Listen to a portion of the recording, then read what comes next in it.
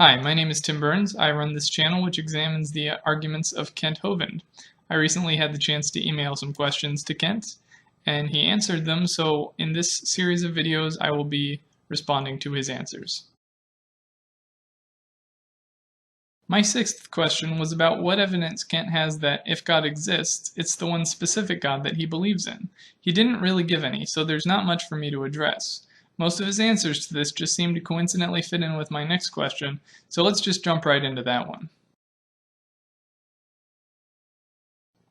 The question was, William Paley had the famous saying about how someone seeing a watch on the ground would just know it was designed because of how intricate and complex it is.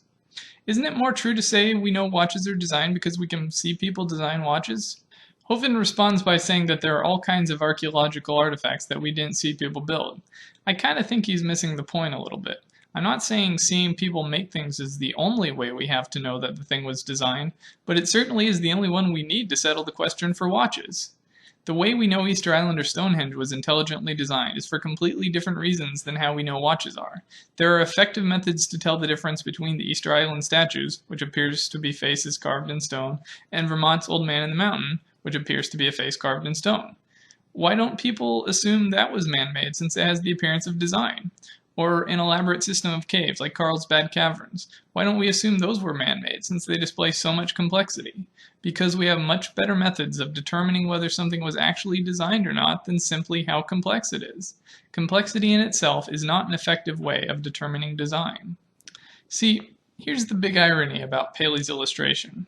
If you're walking along in a world where the heavens and the earth declare the glory of God, where nature is testament to his majesty, why would you look down at the majestic, beautiful ground that God created and think there was anything special about a man-made watch that was there? Wouldn't a watch made by simple humans seem less complex than that?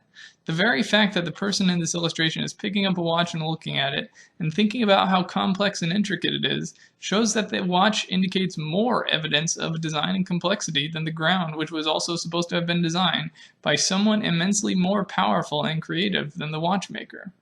If the only reason this person thinks the watch was designed is because of how complex it is, doesn't that imply that he thinks it's more complex than all of its surroundings?